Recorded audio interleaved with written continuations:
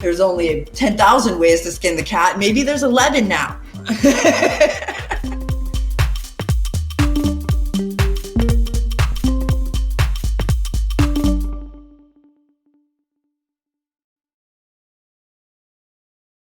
excited about all your experience, both you've been in the industry for a long time now. How many years experience do you have in the cannabis industry?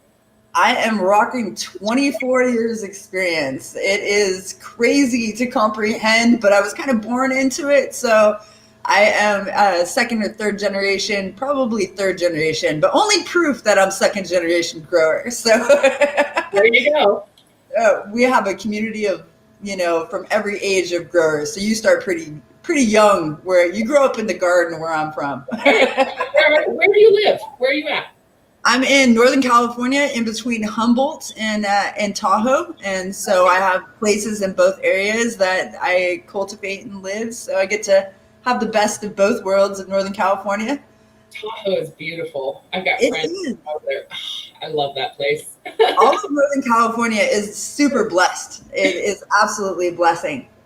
It's a good area. So I'm excited to have you on. I want to know a little bit about what you're working on. We just kind of talked on the backside, and I always hate doing this when we're not live, because now I feel like I want to repeat everything we just said. But you're really into the innovation side of cannabis and moving the industry forward. And I was kind of comparing that I'm in the same boat on I only have 1 year experience, and I'm not hands-on, right? What I do is I'm a little over a year, I guess, but this is where I'm at, is the broadcast side, and so I kind of get this bird's eye view of the industry, and my passion is really connecting people and building relationships. And where you really have a ton of experience and are looking to move the industry forward through your knowledge, right? Through standards, and tell me a little bit about your journey, what it's looked like coming, as it's been black market, quote unquote, into this legal market, and where you're headed. Well, it has been a crazy journey. I'll tell you what, I started about 1998, 1999, and I was basically a kid living on the streets and finding my passions and advocating. My mom had cancer, and several of my family members besides my mother had cancer.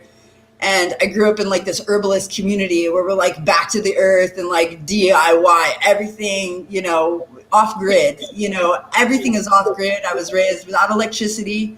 I still have a farm where there's no electricity. And so we covet this like self-sustainable like energy. And so going into that, I first went into San Francisco, started working for a couple of dispensaries in the Berkeley Patient Center, the Oaksterdam area. And so we had like this third floor back then, which is the first model of garden on top and a dispensary in the middle and a doctor's office in the bottom. And so I got a job there and learned the ropes real quick when I was 19, 20, and very quickly began growing out on my property and vending to many different medical dispensaries until I started my own dispensary. And 2001, I launched Harvest Moon Munchies Company, which is an edibles organic company, which I was one of the first companies to create non-chlorophyll, which we used concentrates at that time, was way before its time. And instead of having weed butter, we have concentrate butter, making edibles from recipes that my family passed down, and helping patients, from cancer patients to, multiple sclerosis, and really focusing on doing the research and development of edibles and how it interacted with, all these different medical patients, and really wanting to uprise it. I had, a really early bout of cancer myself that I fought off at 21 right in there. And then I broke my neck and had a problem with migraine. So I myself was also using cannabis as medical aid.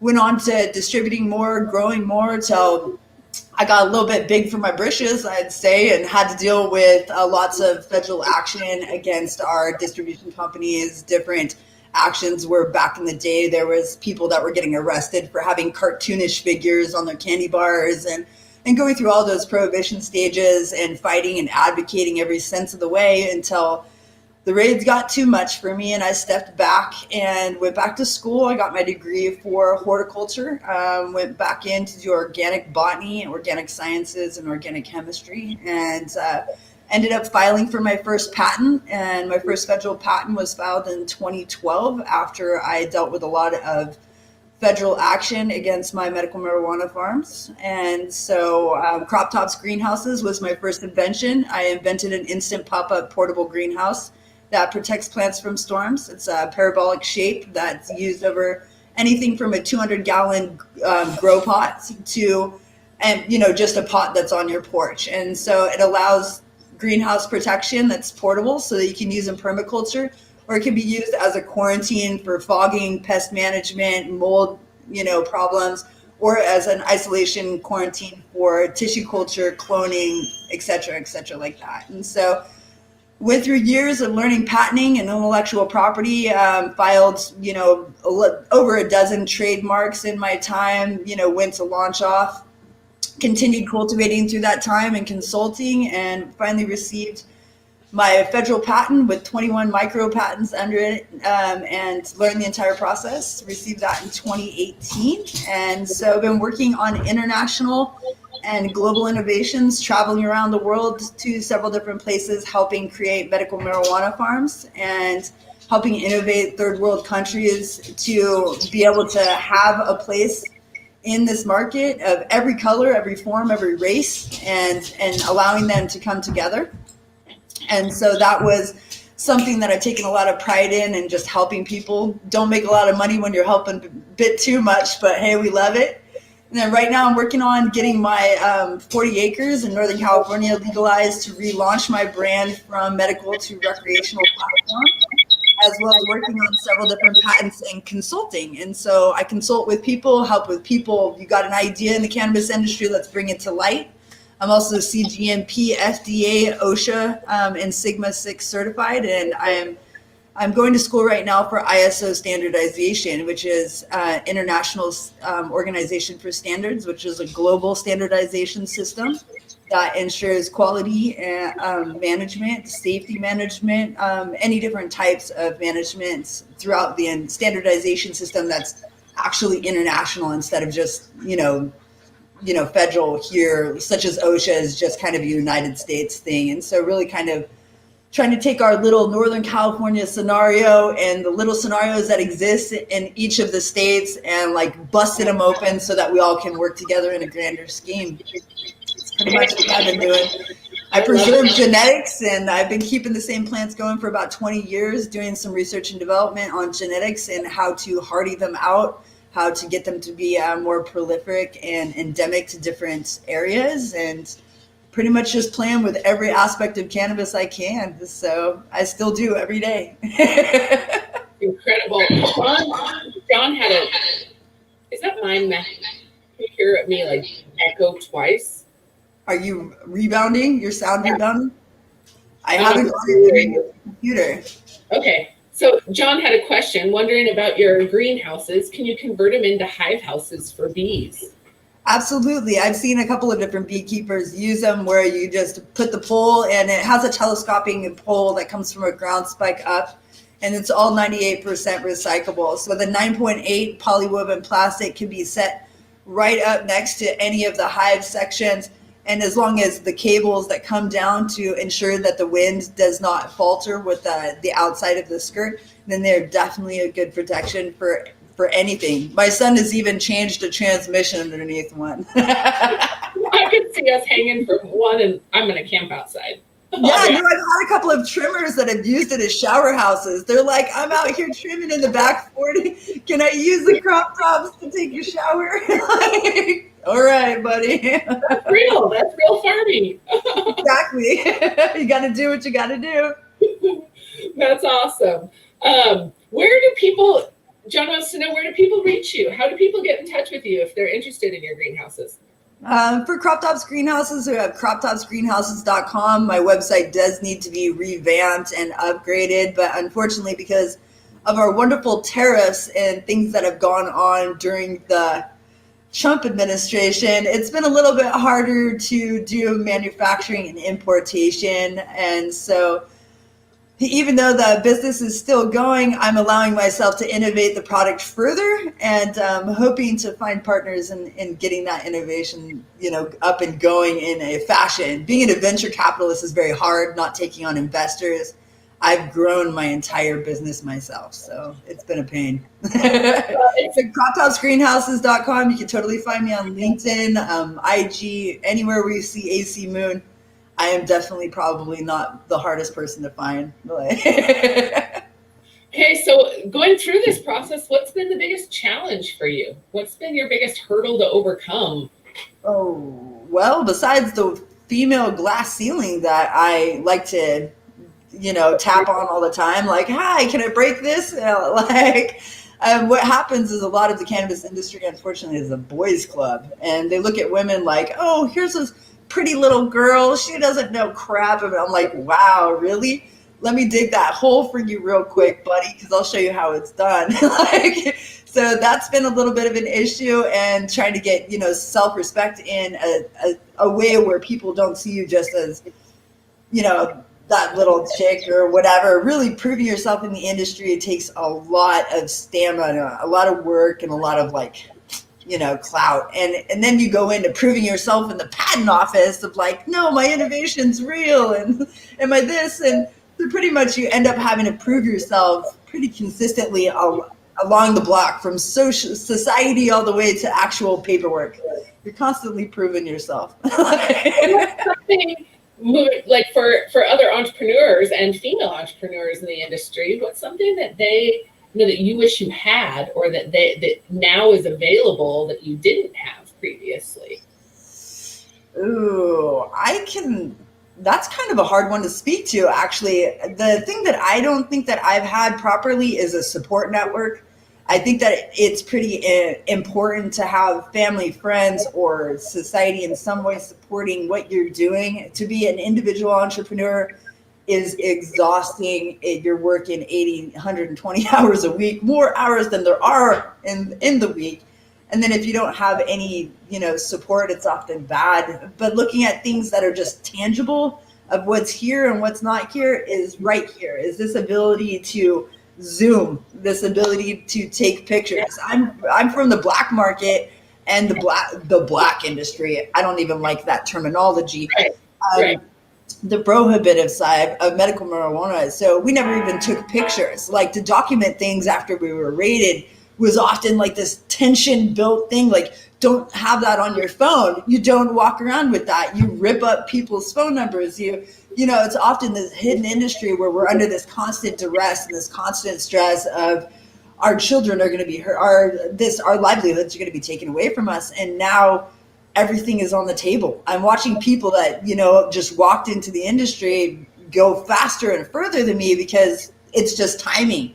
It's like when you're at war for 20 years and all of a sudden it becomes, oh, now it's legal. Oh, you got money from your dad? Let me just walk in and build you a business. It becomes a little bit hard. So through the internet, through being able to have freedom of speech and less fear, I believe it's broken open a lot of doors and made this interconnectivity, able. We're now allowed to have this conversation both, nationally here and internationally, where we're going to be able to change the world for real for once. So the advocation, even though it's frustrating and you're broke and nothing's working out, and even the most successful people in cannabis are getting taxed to death, we're still able to have this conversation of innovating, cannabis into the world platform. So I think that's really what we have now that we never had.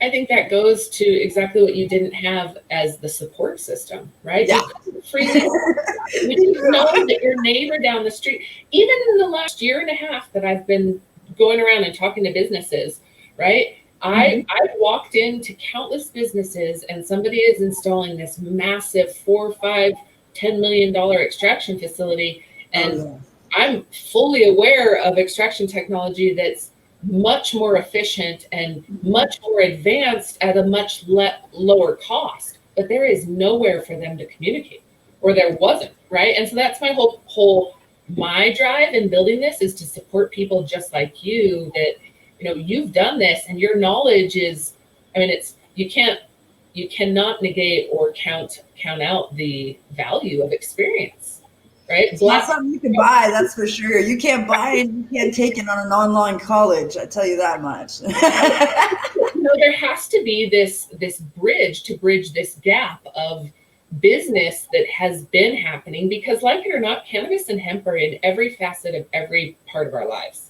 From Absolutely. the paint on our walls to the computers to technology, everything we do is intertwined now. And if it's not, you're behind the game. And I say that, and so, yeah, so I'd love to continue to support you. And this is exactly why when you say I've learned a lot is I try to surround myself with people that know the answers, and that to say one person's right or wrong is not for me. I'm fascinated about moving the industry forward. So with that said, me too. And there's so many different ways to do it. And when you speak to things like innovations where there's an extraction machine or this type of machine, unfortunately, there is a million ways to skin this cat.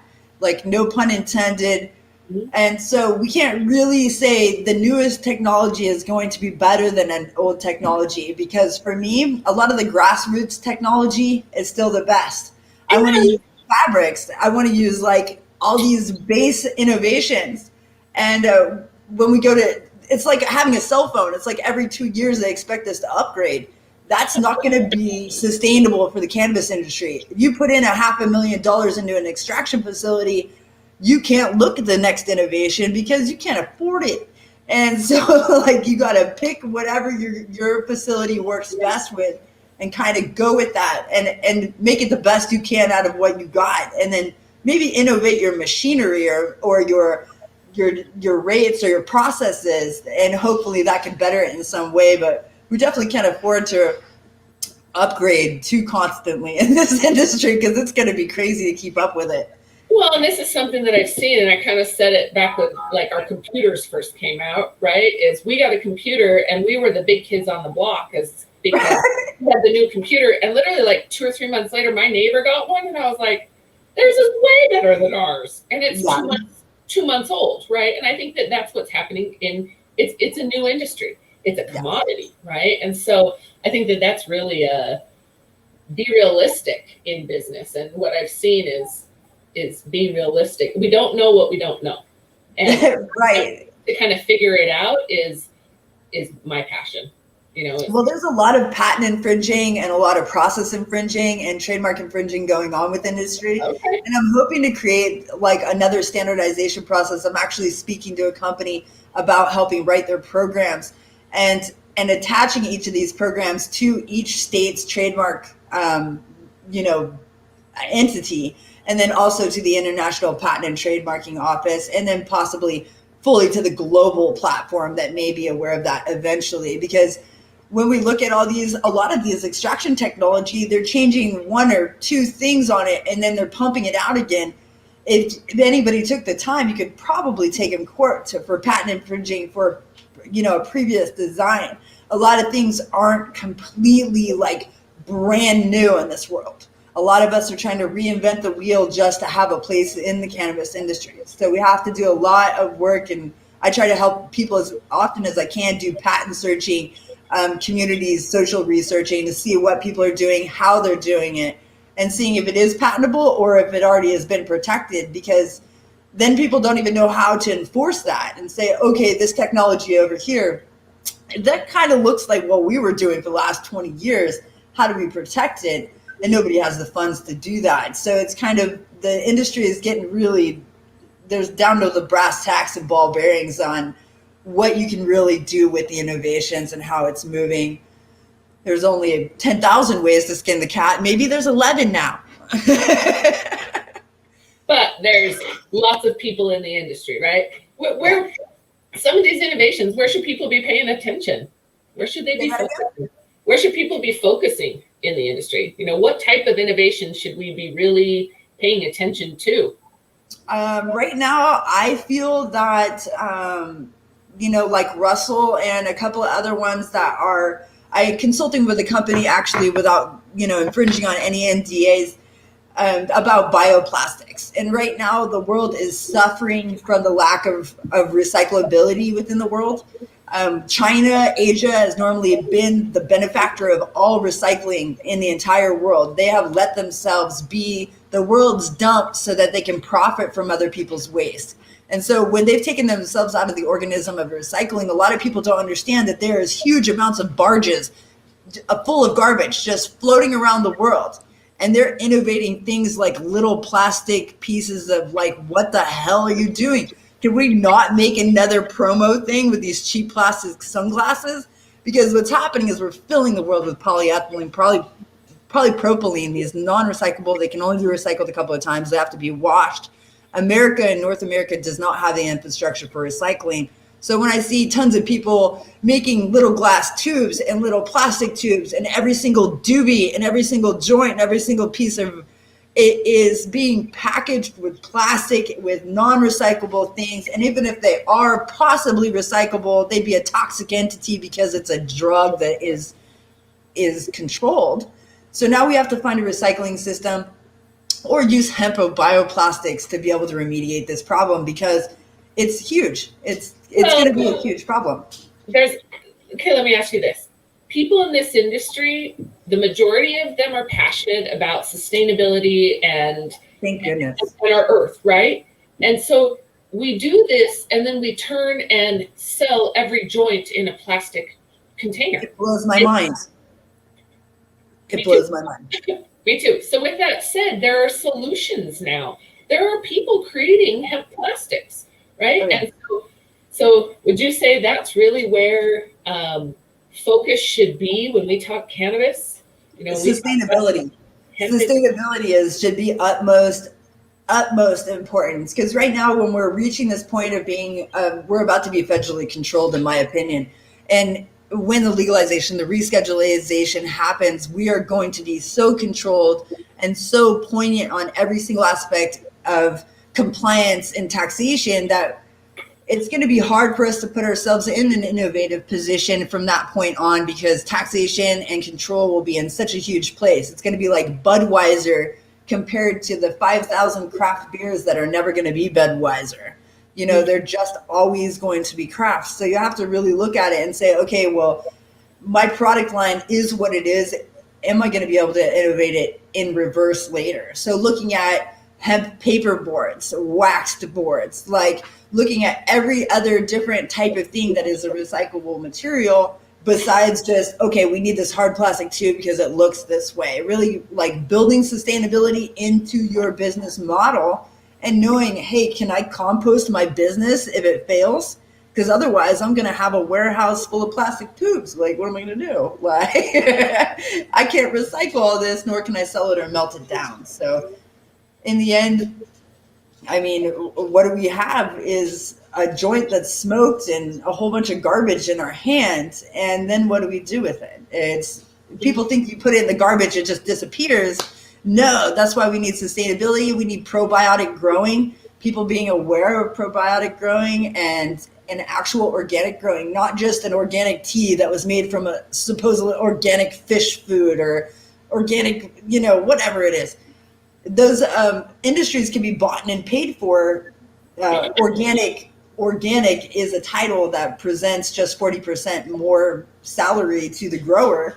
In a lot of ways, it only says that you have to grow something or have something 38% organic in order to have those standardizations met. And so that's why you see Lay's and all these different large companies all of a sudden are organic. You're like, yeah, right. And it's because it's a marketing tactic. So we want to look at not just the marketing tactic, but the truth behind our business. Is it going to just fill up a garbage bag, or is it going to provide this planet some healing technology that is going to be innovating? So I tell people, okay, yeah, you see the plastic, you see the paper, you see the paper board, you see the wood biofuels, you see, like, figure out something new. If you want a hexagon little thing that, you know, slides into another thing like a Russian doo-doo doll, it's, you could do anything. It's just a matter of thinking of it. And so we can innovate, just innovate consciously. And I think that's a really important thing for us to do. John has a really good question right here. I'm going to ask. Do you think censorship of marketing on social media stifles the ability to market to consumers directly? I think definitely in this industry, and it's something I don't think that I shouldn't say normal, the average consumer understands, that you can't just post an ad about a CBD or hemp or cannabis product. So yes, I think No, right. and I actually, me on a personal level, I'm actually okay with that. I went through a little bit of a problem as an entrepreneur, as somebody that was frustrated and not being able to get the exposure that I needed for my product as I was going from medical. Back then, we couldn't advertise at all. You know, it was word of mouth no matter what. Yeah. We'd go to trade shows, set up booths, and hopefully enough people got T-shirts and stickers that eventually somebody knew who we were. You get those types of exposures, but there's a lot of magazines. There are a lot of different types of literature that you can still do a lot of marketing. But social media itself has such a wide exposure to children and to people that don't necessarily have the tools to really define exactly what drug use is, what plant medicine is, what all these other things is. And even though I feel that cannabis is safe, hemp is safe for everyone, is it is it smart to train society for it to be the next beer? Do we need to turn weed into whiskey? I don't know, because they prohibited whiskey and cigarettes for a reason. It's because you weren't trying to push it. We're not trying to push it. We're trying to invite the people that are interested in. So instead of looking at it as push methods of where we're dripping constant information to try to brainwash people into buying our product was good, like tell us it all, weed, weed, weed, weed, weed, look at these sexy girls, weed, weed, weed. Then really what we're going to do is we're going to inform them and constantly pushing out information that's an information platform. So if you have a product that you feel is very innovative or applicable to people that may be on social media, create those posts in a way of information, showing those people how it is that, oh, here's some information about a product that may be around, instead of going, hey, buy my thing for $150, inform the public. And then when the right ears and eyes see it, they're going to ask you how to buy it. They're going to ask you how to get that information. So when we sell direct in the future, you just have to go to different industries, like right here where she's creating different connective platforms all over LinkedIn and everything. There is alternative platforms. You can go on IG and there's 200 million different tags that you can tag on. And even though you have possibility of getting shadow banned, for the most part, if you place it in a non-marketing way and it's just an informational, then people will just ask. Like I said, the right people will ask you exactly what you want. And so I think that marketing for success in this industry is by breaking your product and your goal and your target mission down to where it's back to a mission. Don't sell out to where it's all about money and it's all about $200 sale, $200 sale, $200 sale. Give something of value. Give it like mental nutrition and say, this is how my product, this is how my platform, this is what my dream of my product is and why I can help you. And that's going to, I think, going to make it so that it markets itself, because when people have applicable or poignant products or processes or thoughts, I think the world comes to you, like really essentially. Just don't sell out to constantly pumping out dollars. And eventually I think that those dollars will come to you just because you have a passion for it. Well, I think you said a couple key things, right? It's connecting with your audience and it's not that transaction based. And also connecting with new industries. John's in the mattress and the healing technology industry, right? And so being able to collaborate, and again, hemp and cannabis are in every vertical of our lives. And so absolutely picking what is that and where do you fit in and connecting with that audience. And so, but I do think that there have been reservations when you talk about, a fair race to get in front of your audience. When we're talking about selling a coffee with hemp or CBD oil compared to a coffee that's not, it's a more organic marketing platform, right? But still there's lots of avenues. And I think back to the radio, how were people doing it back in the day? The billboards, not everything is over digital and social media. Right. And you have to kind of go grassroots. And I had a billboard for 6 or 7 years on the side of I-5 here in California. And it was a huge part of it, really investing. I was a sponsor for the Emerald Cup 10 years ago. really investing in what you see the future is and whatever your industry is. I speak to people really a lot about licensing and about how to, much love, India, namaste. And I speak to people about their innovations and exactly what you were just speaking to, and finding industries that you actually can be intercommunicatable with, actually be intertwined with. You know, you see the gentleman that has innovated a hemp mattress. All right. Well, instead of doing an venture capitalist type of adventure, it's quite possible for him to come to someone like me or another consultant that's, you know, savvy of this industry and of that alternate mainstream industry, and actually learn a pitch, learn how to market it to an already established company that already makes mattresses. And so then you're going to take your idea, and this is selling myself short as a consultant. I normally would sell this information, is really teaching people how to, you know, open your mind. It's like, I can, you know, and I've spoke to this before, you can create anything out of hemp. So as I've said in other platforms, when we choose something, even this cup, like we said, we're going to go to a cup maker and say, hey, I got a cannabis themed cup. Do you want to buy it from me? And it's going to help people be a little bit less worried about getting investors and venture capitalizing. And we're going to be able to create platforms where we're going to be able to gain royalties and partnerships and community out of that end result of thought. So that's going to be really important for people to learn, I think. And I hope to be able to help people learn that as much as I can. No, I think that, yeah, I totally agree. I think that it's about our relationships. Again, another reason I started this is to build the connections and build the relationships, the supply chain. It's such a focus. Now, where do you say?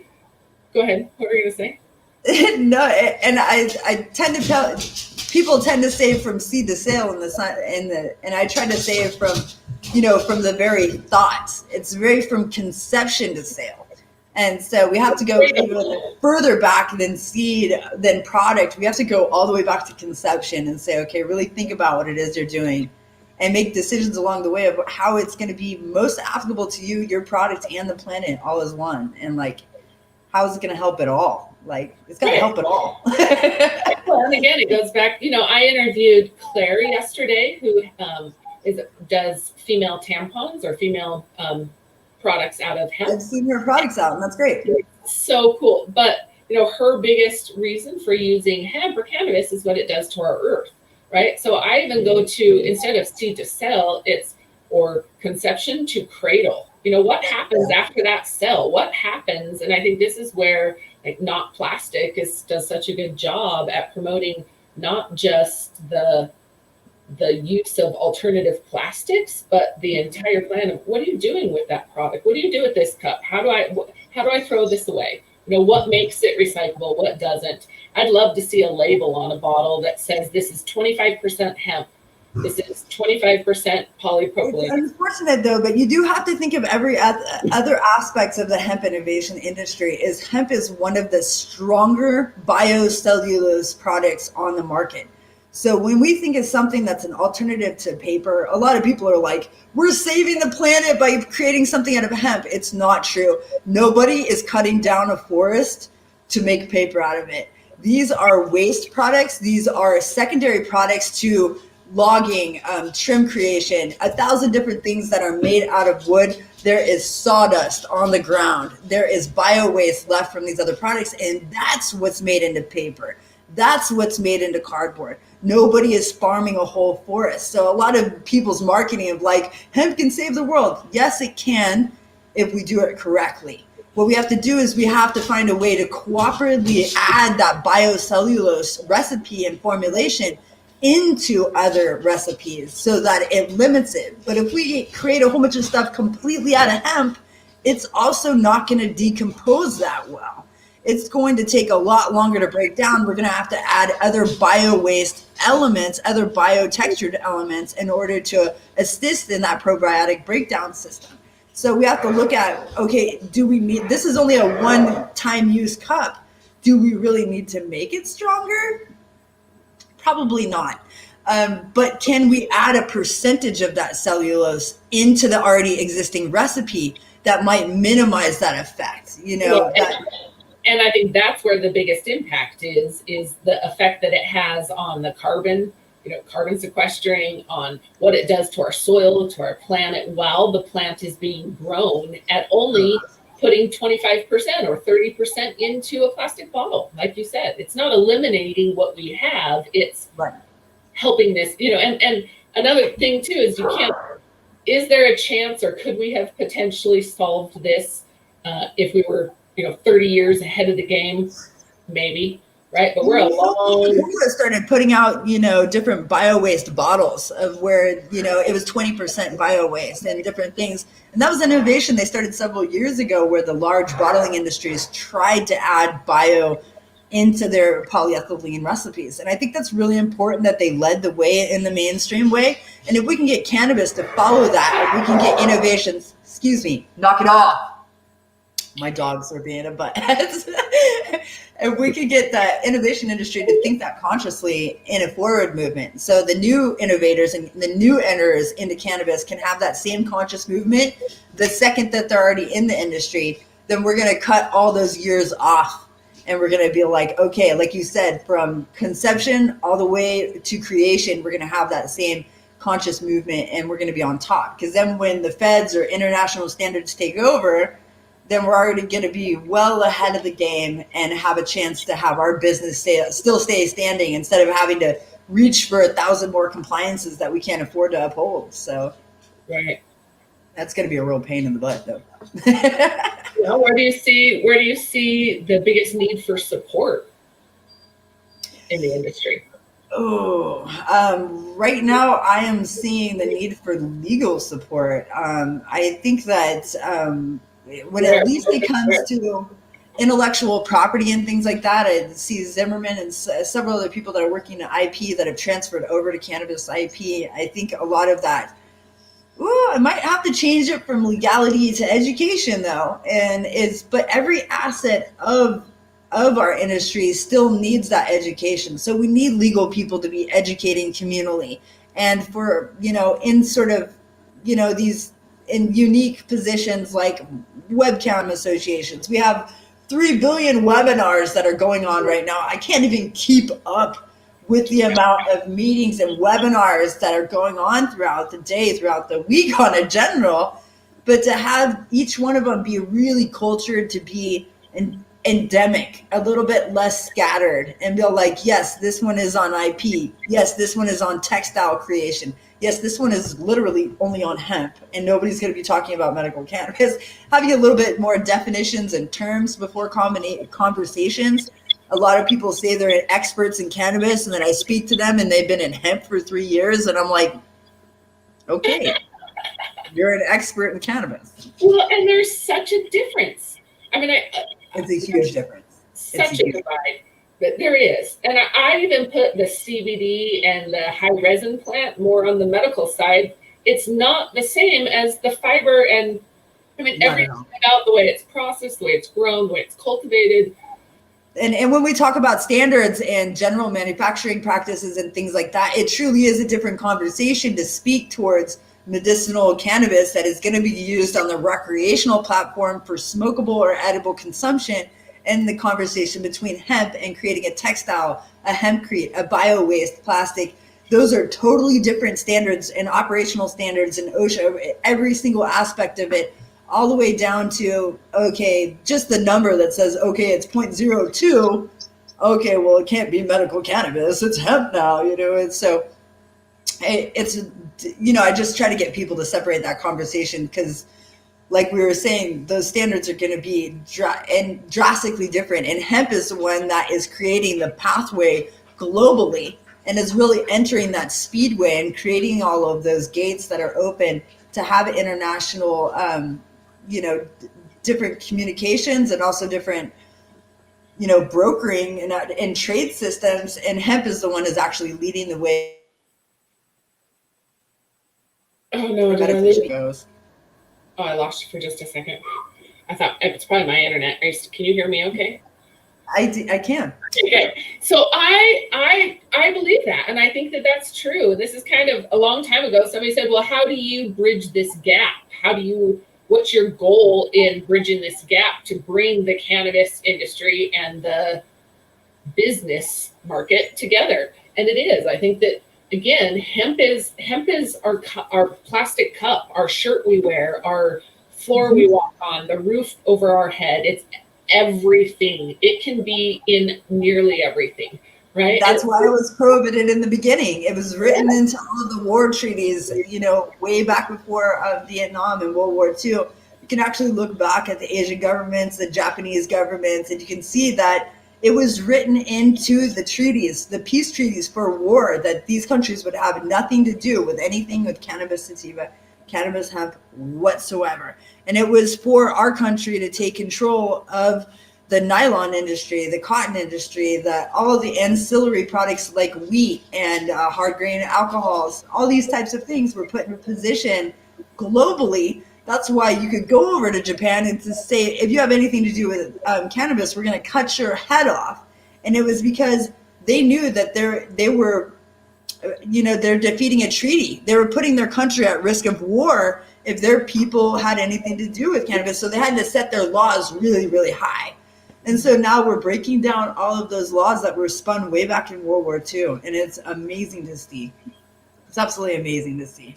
It's fun. Well, and I think that that's what's so forgotten, is people forget that, hey, this was here, that it's not new. When you said earlier, like this technology that's coming into the hemp and cannabis industry, it's not new technology.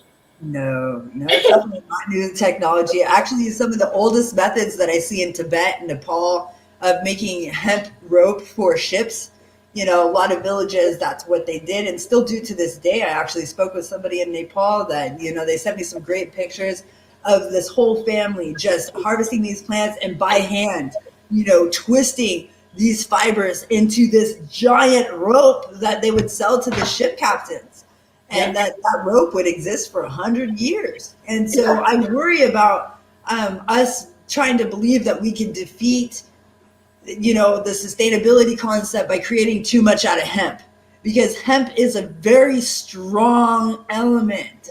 So when we come into sustainability, we have to decide exactly, okay, we want this object to last forever, so then we don't have to make it with plastic. Okay, that could be a generator casing, that could be a windmill blade, that could be the chair that you're sitting on. It'll make it last a lot longer. Yeah. But we still have to decide on that little doob tube. Should it be hemp? It should probably be paper. It should probably be something that is going to disappear, and it could be wax coated or reinforced in some way. But that's where we're going to have to draw those innovative lines to have our products really hit home, and then in a global way hit home too in a sustainability factor. It's going to be scary, but I hope everybody's really conscious. Everybody out there listening, be really conscious of your movement in cannabis and cannabis innovations. And when you smoke a joint that's got those tubes, put it in the recycling container. There you go. So I've got a question. What do you think on the government side? What do you think they need as far as support? And what do you think, and communication back to the industry? What, do you mean on a federal level or a state level?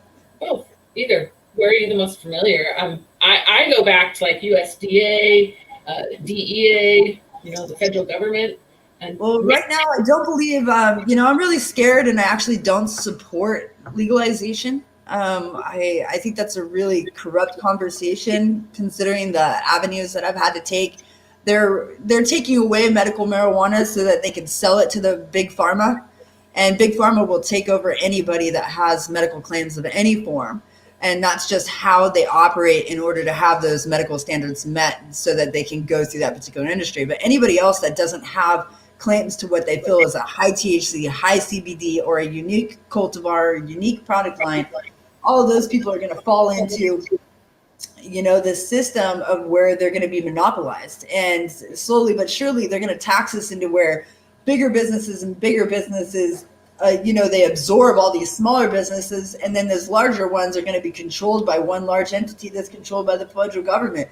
And in the end, that's what will happen. So right now, we have to really communicate. I've done a couple of interviews on equity exchange, the damage to the war on drugs, really what they did to us as a society, it was almost communism, what they've done to us until to this day are still doing to us.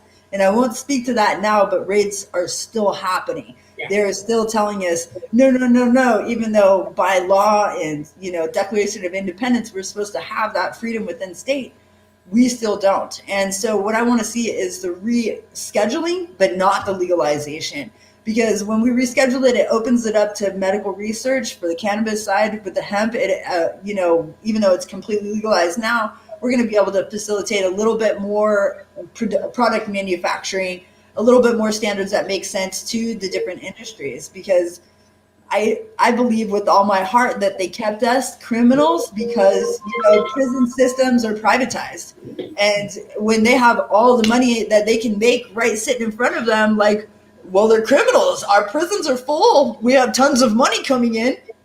Then they have no interest in releasing those prisoners. They have no interest in stopping, pretty much penalizing any of us that have followed the rules within state, but in federal, we're not. And so this giant game that we've played, I really think it needs to open up more conversation as the old blood of society leaves the house and the millennials take over. I think we're going to have a lot more, disposition to open up those conversations of innovating our country and innovating the different aspects, but innovating it in a way that we leave craft farmers, individuals that have had cultivars for 30 years in their own protective standards, not allowing big pharma to sell out, take over, not allowing these large industries to monopolize, and forcing them to actually, give penance for the war on drugs. You kept us in this sedated position for how many decades? Well, look what you did to our society when we could have been evolving in a different way.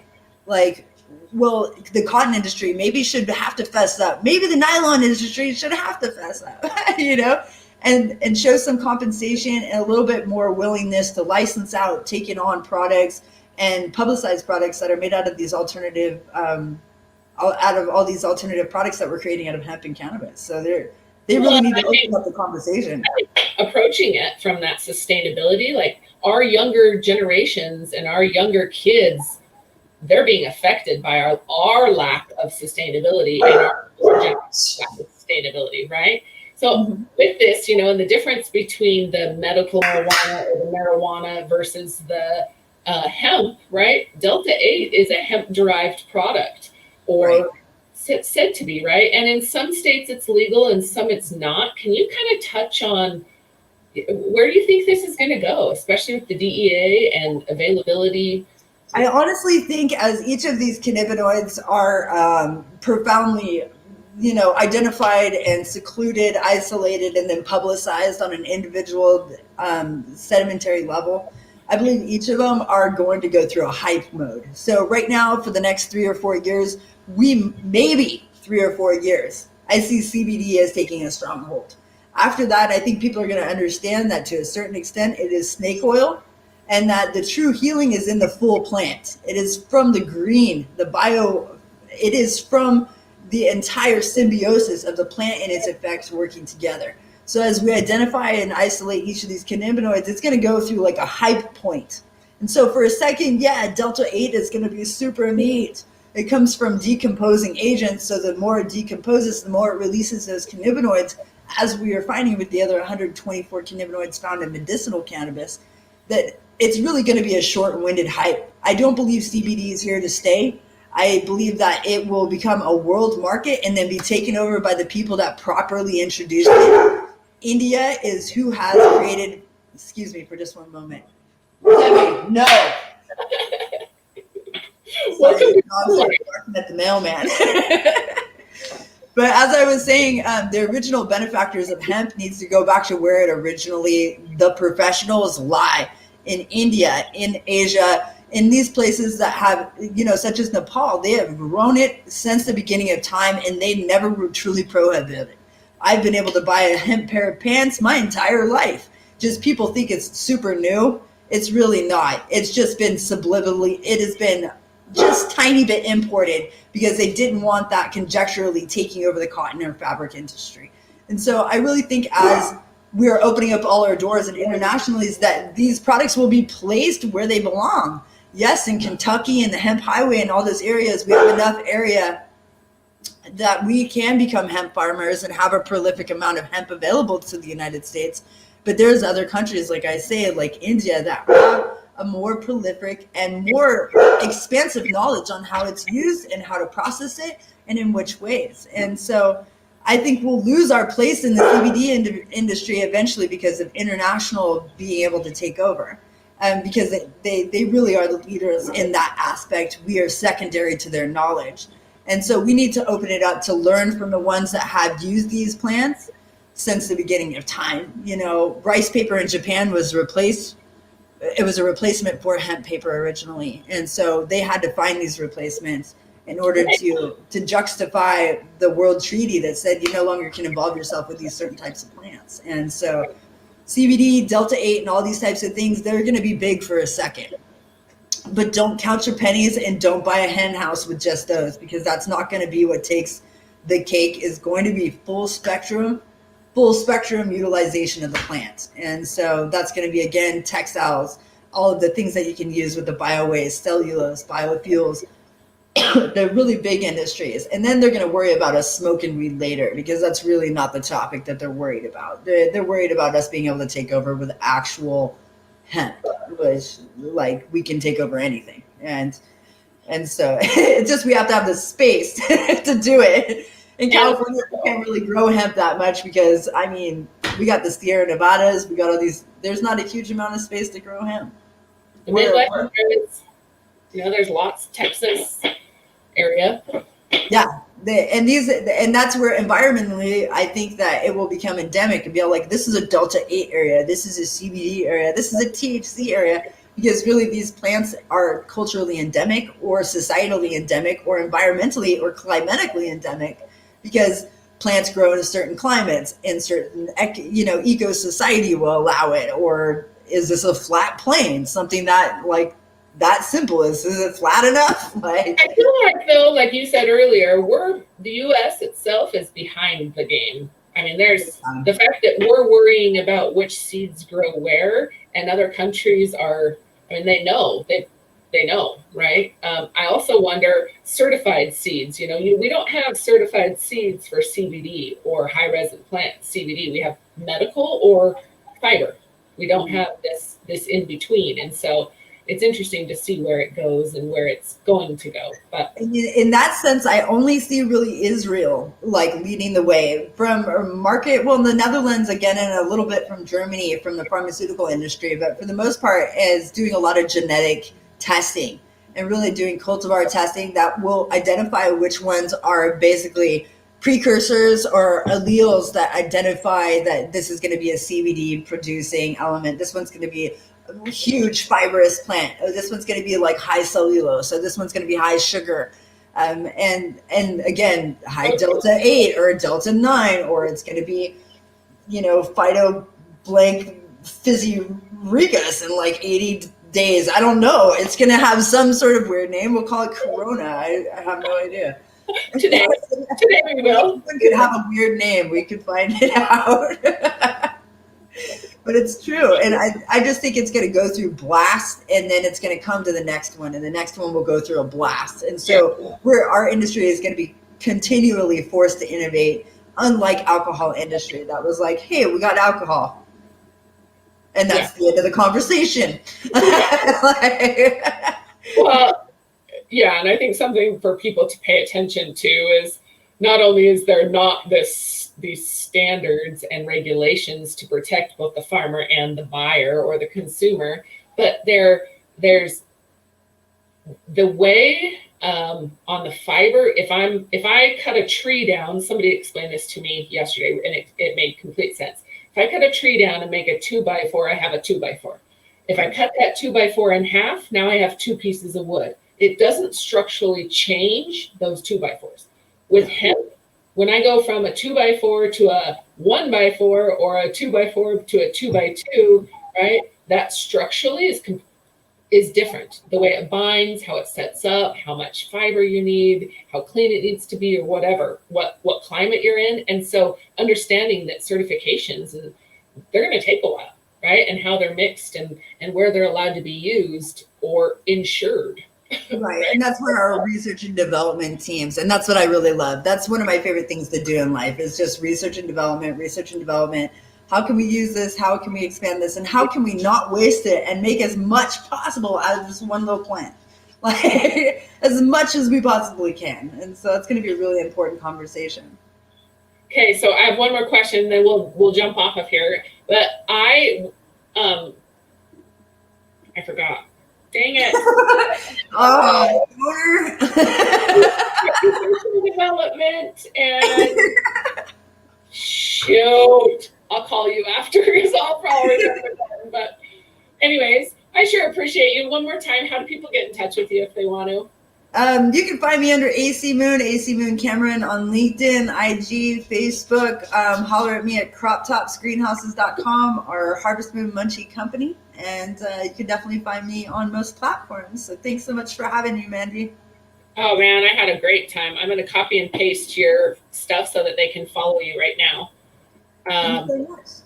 Awesome. And if you'd like to talk about the ISO standards, or if anybody would like to know about how integrating ISO, which is International Operations Systems, do let me know, because I am becoming internal auditor for that right now, and I'll be, I believe, one of the first of the cannabis entities that will be entering that international education space. So I hope to be able to let people know exactly about it, and look for my articles in Grow Magazine and a couple of other magazines that I'll publish in LinkedIn. So thanks for having me.